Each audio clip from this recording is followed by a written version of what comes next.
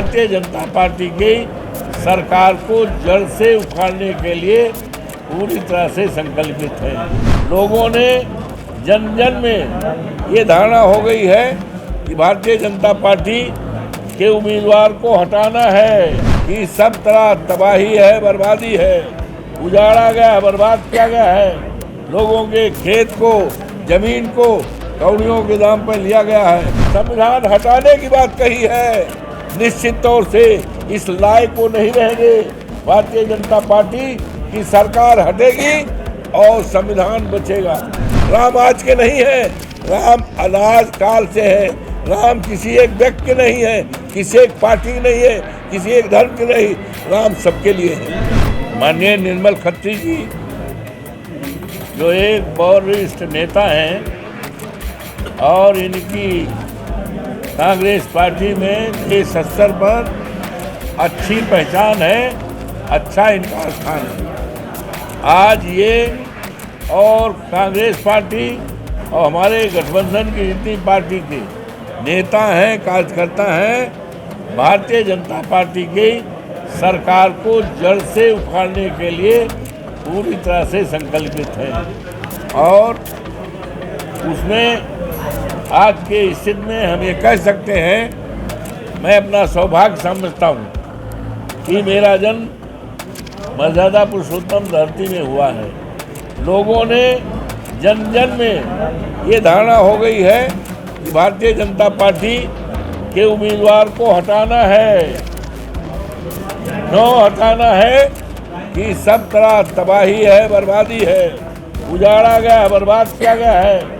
लोगों के खेत को, जमीन को कौड़ियों के दाम पर लिया गया है।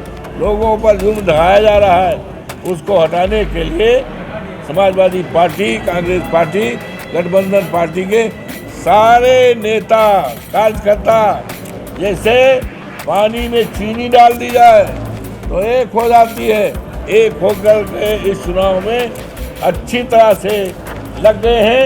निश्चित तौर से यहाँ की महान जनता का मैं अभिनंदन करता हूँ, स्वागत करता हूँ कि एक नया इतिहास बनाएंगी हिंदुस्तान में। और लोकसभा जीतने के बाद मैं भी एक इतिहास कायम करूँगा। मर्यादा पुरुषोत्तम राम की जो मर्यादाएं हैं उसको पूरा करूँगा। और डॉक्टर भीमराव अम्बेडकर, डॉक्टर राम मनोहर लोहिया, राष्ट्रपिता महात्मा गांधी और हमारे तमाम माननीय मुलायम सिंह यादव जी, माननीय चौधरी चरण सिंह और देश के तमाम शहीदों का जो सपना था उस सपने को पूरा करूंगा। और भारतीय जनता पार्टी ने जो संविधान हटाने की बात कही है, निश्चित तौर से इस लायक को नहीं रहेंगे। भारतीय जनता पार्टी की सरकार हटेगी और संविधान बचेगा। अरे भैया, हम तो यही पैदा भय हैं। राम मंदिर हमारे रोम रोम में है। राम, प्रभु राम हमारे बाबा जो दुनिया में नहीं है, उनका नाम था राम नेवल, हमारे भाई का नाम राम अवध, हमारे मामा का नाम परशुराम। तो राम तो हमारे घर घर में है। तो इसलिए ये हम तो यही पैदा हुए हैं। हम तो पढ़ते थे तो रोजाना सीता रखैया देखते थे, रोजाना देखते थे। हम तो रोजाना दर्शन करते। भाई, राम आज के नहीं है, राम अनाज काल से है। राम किसी एक व्यक्ति के नहीं है, किसी एक पार्टी की नहीं है, किसी एक धर्म के नहीं, राम सबके लिए है। दो मुद्दा मोदी समझते हैं कि जिस मुद्दे के सहारे उनकी गाड़ी पार होगी, मैं डंके की चोट पर जो देख रहा हूँ नीचे, कि वो मुद्दा नीचे कहीं है ही नहीं। और मोदी के भाषण से भी स्पष्ट यूँ हो रहा है कि अगर ये उनका ट्रम्प कार्ड होता तो हर मीटिंग में इसी ट्रम्प कार्ड को वो चलाते। उन्हें और फर्जी पॉइंट चलाने की जरूरत नहीं थी। जब उन्होंने देख लिया पहले चरण में कि ये जगह, ये स्थान, ये मंदिर चुनाव का मुद्दा नहीं बन पा रहा है, अन्य मुद्दे चल रहे हैं, तभी वो बहकी बहकी बातें कर रहे हैं। तो आपके ऊपर आरोप लगा रहे हैं। हमारे किस नेता ने कहा? एक मिनट, सैम पेट्रोडा ने अमेरिका में जो बात कही वो ना एक्सरे के बाहर संदर्भ में है ना मंगलसूत्र। उन्होंने कहा कि मुझे अमेरिका की एक ये प्रक्रिया बड़ी अच्छी लगी कि यहाँ पर अगर कोई व्यक्ति मरता है तो उसकी आधी संपत्ति सरकार लेके आधी संपत्ति उसके परिवार को देती है। ये उन्होंने अपनी एक राय वहाँ पर किसी भाषण में रखी। ना ये कांग्रेस के मैनिफेस्टो में है, ना कांग्रेस के किसी नेता के भाषण में है, और इसका ऑफिशियली खंडन भी किया गया है कि भले सैम पेट्रोडा कांग्रेस से जुड़े हुए हों, लेकिन ये उनकी निजी राय होगी।